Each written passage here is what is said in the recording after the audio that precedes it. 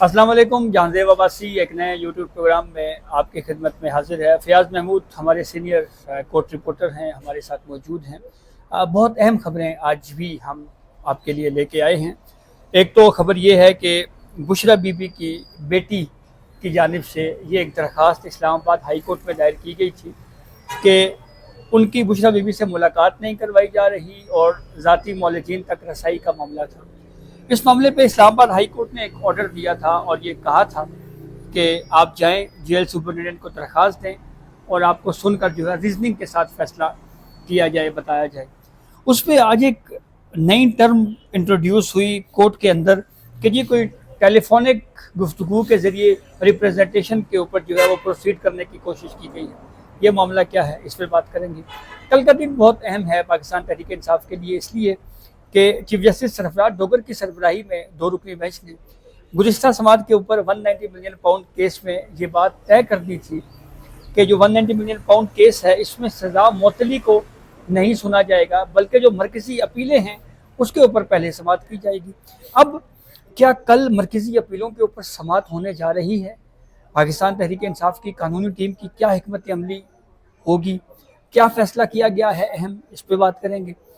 एक खबर 2 सहाफ़ियों को पीका एक्ट के तहत उनके ऊपर कुछ एक प्रोसीडिंग चल रही थी, उसके हवाले से भी उनको बेल मिली है, उस पर भी बात करेंगे। और आखिर में एक मुख्तसर खबर आपको ये बताएंगे कि जस्टिस आमिर फारूक जो फेडरल कॉन्स्टिट्यूशन कोर्ट के जज हैं, उनकी कोर्ट के अंदर आज नादरा के रिकॉर्ड के साथ जो छेड़खानी वाला मामला है वो उसके ऊपर बड़ी अहम ऑब्जर्वेशन दी गई हैं। तो तमाम मौज़ूआत पर तफसील से बात करने से पहले एक आपसे गुजारिश ज़रूर होगी कि चैनल सब्सक्राइब कर लें ताकि नई आने वाली वीडियो या अपडेट आपको बर वक्त मिल सके। फ़याज़, बहुत शुक्रिया आपके वक्त का। शुरू करते हैं मेरे ख्याल में बुशरा बीबी साहिबा के केस से। जी बिल्कुल ठीक है। बैकग्राउंड तो मैंने बता दिया, मुख्तसरन ये बताएं क्योंकि आज ज़रा खबरें ज़्यादा हैं, डिस्कशन ज़्यादा तवील होनी है। ये टेलीफोनिक गुफ्तगू वाला मामला ये था क्या? अच्छा, इसमें बस ये सब 2 बड़ी अहम चीज़ें हुई हैं। एक तो आपको पता है कि सुपरिटेंडेंट अडयाला जेल को तलब किया गया था और दूसरा आईजी जेल खाना जात को। तीसरी इसमें जो इम्पोर्टेंट चीज़ थी, और आज क्योंकि आपको पता है कल एक तैनाती भी हुई है, और वो तैनाती हुई है जनाब नवीद मलिक साहब की, और वो बतौर एडवोकेट जनरल इस्लामाबाद। और ये खबर भी सबसे पहले आपने ही दी थी? जी, मैंने खबर दी थी, बिल्कुल दी थी। और कल जब नोटिफिकेशन वज़ारत दाखिला ने जारी किया वो भी हमने सबसे पहले दी है। अब इस पर जो है जस्टिस अरबाब मोहम्मद ताहिर साहब ने उनको एक मुबारकबाद भी पेश की, और उसके बाद उनसे पूछा कि जो है सुपरिटेंडेंट कहाँ पे है, तो उन्होंने कहा कि वो रास्ते में है, वो आ जाते हैं। और साथ ही उन्होंने कहा कि इसमें कोई अर्जेंसी भी नहीं है, तो इसको बाद में रख लें। और वैसे भी जो ऑर्डर थे उनके ऊपर इम्प्लीमेंटेशन कर दी गई। तो सलमान अकरम राजा साहब ने बताया कि ये टेलीफोन के ऊपर रिप्रेजेंटेशन को तय कर दिया गया है।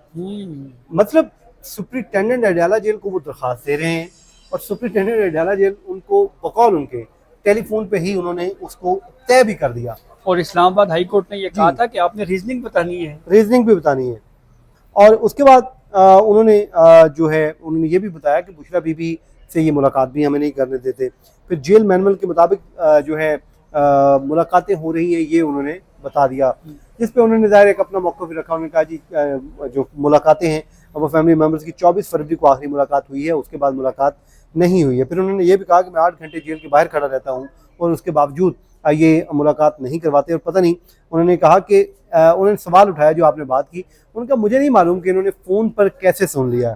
और उन्होंने जिस पर एडवोकेट जनरल ने कहा कि एक मौका दे दे, मैं तमाम रिपोर्ट्स अदालत के सामने पेश कर दूंगा। जिसके बाद इस्लामाबाद हाई कोर्ट ने सुपरिटेंडेंट अडयाला जेल को आइंदा समात पे तलब किया है। साथ में उनको ऑर्डर जारी कर दिया है कि जनाब आपने आना है और आते ही आपने एक चीज़ करनी है कि आपने उसमें अपना जो रिकॉर्ड समेत आना है, और जो बुशरा बीबी की तिबी हालत है अब वो भी आपने बतानी है। आज एडवोकेट जनरल इस्लामाबाद नवीद मलिक साहब और सलमान अकरम राजा के दरमियान तल्ख जुमलों का तबादला भी हुआ। तलखी देखने में आई, दूसरे के ऊपर तलखी का माहौल देखने में आया, जो कि कोई बहुत अच्छी रवायत नहीं है। बल्कि एडवोकेट जनरल ने यह भी कहा कि इल्ज़ाम आयद किया कि सलमान अकरम राजा साहब शायद कोर्ट को डिक्टेट करने की कोशिश कर रहे हैं। उन्होंने कहा कि अदालत को डिक्टेट नहीं कर सकते हैं। फिर पर जस्टिस अरबाब मोहम्मद ताहिर साहब ने कहा कि अगर नहीं होंगे तो कोई और वकील पेश हो जाएगा। और फिर उसके बाद सलमान अकरम राजा ने कहा कि गुज़श्ता रोज़ मंगल को मुलाकात नहीं हमारी करवाएगी, जो कि हमारी मुलाकात होनी चाहिए थी। फिर अदालत ने कहा कि हम सुपरिटेंडेंट अडयाला जेल को आइंदा समाज पे ज़ाती हैसियत में तलब कर रहे हैं और उनको वो आएँ। और उन्होंने ये भी कहा कि अगर अब नहीं आएंगे तो हम यहीं से आदमी भिजवाएंगे और वो उनको गिरफ्तार करके ले आएगा। ये जस्टिस अरबाब मोहम्मद ताहिर ये तो ऐसे ही है ज़ाहिर है उन्होंने किधर करना है। मेरे ख्याल में, हाँ। क्योंकि अगर होता तो वो आज पूछते हैं कि भाई किधर आज हैं, पूछते क्यों आपने नहीं मेरे आए? ऑर्डर पे अमल नहीं किया, जी। लेकिन ये ज़ाहिर है वो वो जरा सुर्खियों के लिए बन जाते हैं। चलो, लेकिन खबर वो से बचा। हाँ कोई नहीं, छप जाएगी। अब अरबाब मोहम्मद ताहिर साहब ने क्या बुलाना किसी अच्छा, को। दूसरे तो- पे जरा बताए ना, ये 190 मिलियन पाउंड सलमान सफदर साहब का आर्ग्यू कर रहे हैं। देखिए इस पे भी हमने आपको खबर दी थी भाई जी। साहब, हमने अपने दोनों ने वीलॉग में ये बात बता दी थी कि फैसला आ चुका है, फैसला आ गया और फैसले में तय हो गया कि जी पहले अपीलें सुनी जाएंगी। लेकिन हमारी खबर ये थी कि पाकिस्तान तहरीक इंसाफ अब इन अपीलों को आगे उस तरह नहीं बढ़ने देगी आगे जिस तरह जो है कोर्ट चाहती है। क्योंकि आपने भी कहा था, मैंने भी कहा था, हमने बल्कि मियां नवाज शरीफ साहब के केसेस का हवाला भी दिया था जिसमें हमने कहा था कि उन्होंने भी अपने वक्त का टाइम जो इंतजार किया था, अच्छे वक्त अभी ये भी अच्छे वक्त का इंतजार करेंगे और वही हुआ। आज सलमान सफदर साहब ने एक दरखास्त दायर की है, CM फाइल की है, जिसमें उन्होंने बताया कि जी कल मरकजी अपीलें आपने समाअत के लिए मुकर्रर कर रखी हैं, लेकिन वकील क्योंकि मैं ही हूँ मगर मुझे अपीलों की पैरवी के लिए उनसे इंस्ट्रक्शन लेनी है, तो ये मेरी मुलाकात करवाएंगे तो मैं उनसे कोई इंस्ट्रक्शन ले सकता हूँ अपने क्लाइंट से। तो उन्होंने इस्तदा की है, पहली बार उन्होंने बाकायदा तौर पे इल्तवा मांग लिया। उन्होंने कहा जी इसको कल एडजर्न कर दिया जाए और जेल इंतजामिया को ये ऑर्डर जारी कर दिया जाए कि जनाब सलमान सफदर साहब की मुलाकात करवाई जाए और ताकि वो अपने क्लाइंट से इंस्ट्रक्शन ले सकें। अब ज़ाहिर है ये मुलाकात बड़ी इंपॉर्टेंट होगी। पहले एक मुलाकात हुई और उसके आफ्टर शॉट्स आप देखें कितनी देर आते रहे, कभी कोई खबर बाहर आ रही थी, कभी कुछ आ रहा था। तो वो ज़ाहिर है पाकिस्तान तहरीक इंसाफ का ज़ाहिर है कोई नैरेटिव आया होगा, कोई बयान आया होगा उनके ज़रिए, क्योंकि सलमान सफदर साहब तो पॉलिटिकल आदमी नहीं है, वो बाय लॉ जो है प्रोफेशनल वकील हैं। लेकिन ज़ाहिर है जब उनका क्लाइंट उनको को मैसेज दे रहा होगा कि जी आप अपनी पार्टी में जाके मेरी ये पैगाम दे, तो उन्होंने दिए भी होंगे, वो काफ़ी सारी चीज़ें सामने भी आई। तो अगर अब मुलाकात हो जाती है तो इस पर यकीनन और भी फिर बड़ा कुछ बाहर आएगा और उस पर ज़ाहिर इमरान खान साहब के भी वो चीज़ें जो सामने नहीं आ रही हैं फिर वो बाहर आना शुरू हो जाएंगी। अच्छा, इस पर मैं अगर आप मुझे कहें ना कि तबसरा करने को, नॉट इन्फॉर्मेशन, तबसरे की हद तक मैं ये इस पर यह बात ज़रूर कर सकता हूँ कि हमें इस सूरत हाल में एक डेडलॉक की सी सूरत हाल बज़ाहिर देखने को मिल रही है।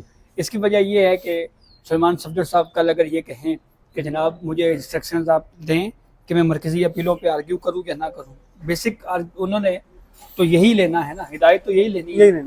तो कहेंगे जी कि आप मुलाकात के लिए जाएं, कोर्ट कहेगी जी बस ये हमने आपकी मुलाकात करवा दी थी, बस ठीक है हम इस केस को एडजर्न कर रहे हैं।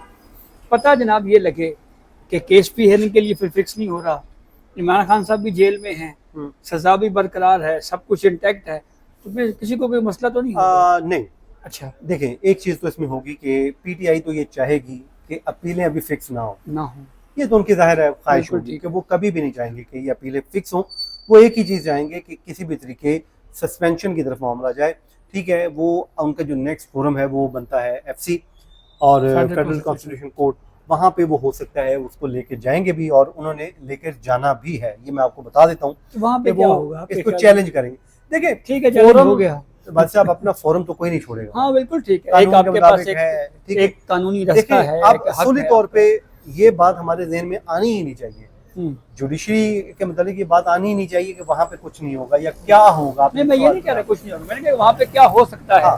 क्या हो सकता है वो देखें, वो तो दो ही ऑप्शन हो सकते हैं, डिसमिस हो सकती है या लॉ हो सकती है, लेकिन जाहिर है उस पर वो अपने कार्ड यूज करेंगे। बल्कि मुझे याद है आज भी कि एक दफ़ा जो है मियाँ साहब के जब केसेस चल रहे थे तो उनके वकील से हमने पूछा था कि आप इसको चैलेंज करेंगे, क्या होगा, कुछ होना तो है नहीं। तो उन्होंने कहा देखिए मैं अपना जो राइट है हम उसको तो नहीं छोड़ सकते, हम अपना काम करते रहेंगे, उसके बाद फिर बाकी बातें बाद में देखेंगे। तो वो इसको चैलेंज भी करेंगे और मैं आपको एक बात बता दूं, न सिर्फ इसको चैलेंज करेंगे बल्कि इनको वो कोशिश करेंगे अपीलों को लेकर। लेकिन दूसरी चीज़ जो बड़ी इंपॉर्टेंट मैं आपको बता देता हूँ, अपीलें को नहीं रुकनी है।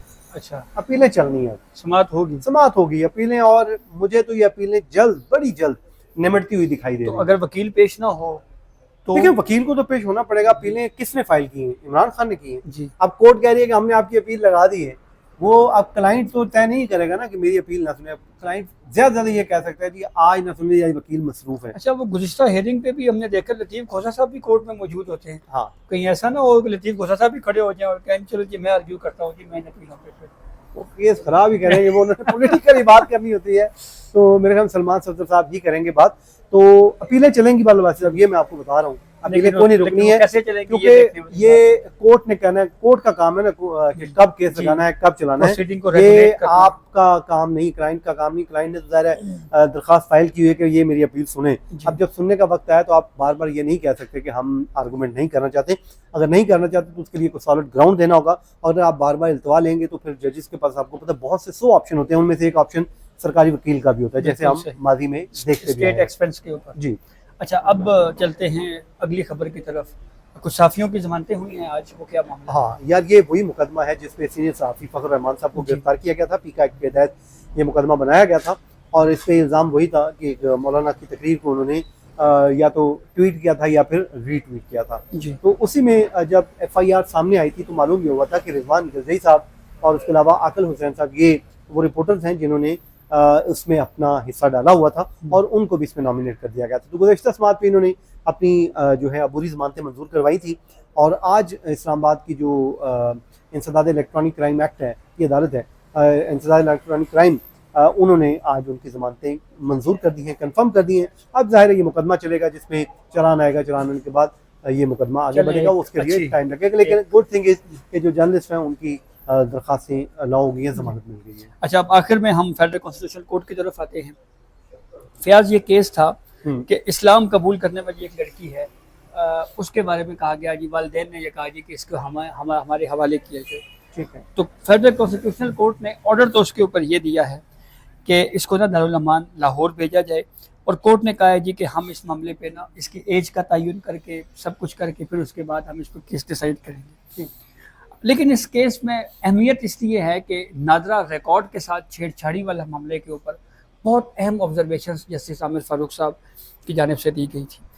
हुआ ये कि केस की समाअत के दौरान जो वालिदैन के वकील हैं, उन्होंने कहा जी कि नादरा रिकॉर्ड के साथ छेड़छाड़ मुमकिन ही नहीं है, इसलिए ये जो टेस्ट करवाया जा रहा है ना कि एज के हवाले से, ये दरअसल वक्त का ज़या है, ये वाला टाइम ज़ाया होगा। तो इस पे जस्टिस आमिर फारूक ने कहा कि आपको किसने कह दिया है कि नादरा रिकॉर्ड में छेड़छाड़ नहीं हो सकती? अभी नादरा जाएं, जो चाहे करवा लें, ये पाकिस्तान है जहाँ जो चाहे हो सकता है। बदकिस्मती से हमारे माशरे में यही चल रहा है। इस बात को तस्लीम नहीं कर सकता कि नादरा रिकॉर्ड के साथ छेड़छाड़ मुमकिन नहीं है। उम्र के मामले पर नादरा रिकॉर्ड पर इन्हिसार नहीं किया जा सकता। बहुत सारे वालिदैन भी उम्र कम लिखवाते हैं। तो यूँ इस केस के अंदर जो है वो ये ऑब्जर्वेशन दी गई हैं। ठीक है। 20 मई तक इस केस को एडजन किया गया है। नादरा के ऊपर तो आमिर फारूक साहब पहले भी बड़े सवाल उठाते रहे हैं, और जाहिर है सवाल उठते हैं, लेकिन उसका कोई हल नहीं निकलता। तो अल्टीमेटली उसका कोई ना कोई हल भी निकलना चाहिए बासी साहब कि आप इदारों को मजबूत करें, इदारों का जो सिस्टम है उसको बेहतर करें, डिजिटलाइज करें। और बल्कि वो एक मैं खबर देख रहा था, नादरा का जिक्र हो रहा है, तो हमारे जो साबिक चेयरमैन नादरा हैं तारिक मलिक साहब जी, उनको जो है वहाँ पे उनकी न्यूयॉर्क स्क्वायर पे तस्वीर लगाई गई है, उनको जो है अप्रिशिएट किया जी अप्रिशिएट किया गया, उनको शामिल किया गया है, जो जिन्होंने डिजिटल मीडिया के ऊपर या डिजिटलाइज करने के लिए बड़ा काम किया है। तो ये पाकिस्तान के लिए एक बड़ा ज़बरदस्त लम्हा है, और पाकिस्तान के लिए एक एजाज़ की बात है कि पाकिस्तानी, अगर वो कहते हैं ना कि ज़रा नम हो तो मट्टी बड़ी जरखेज़ है साकी, तो ऐसे लोगों को हमें पाकिस्तान में भी ज़रूर उनकी खिदमत हासिल करनी चाहिए ताकि हम अपने सिस्टम को बेहतर कर सकें। बिल्कुल ठीक, बहुत शुक्रिया फयाज आपके वक्त का। कल इस्लामाबाद हाई कोर्ट से हम आपको 190 मिलियन पाउंड केस के हवाले से इंशाल्लाह प्रोसीडिंग के हवाले से आगाह करेंगे कि अदालत की कार्रवाई माहौल क्या रहा। तो ये कुछ आवाज़ था जो हमने आपसे शेयर किया। अपने फीडबैक से हमें ज़रूर आगाह कीजिएगा। इजाज़त दीजिए, अल्लाह हाफ़िज़। अल्लाह हाफ़िज़।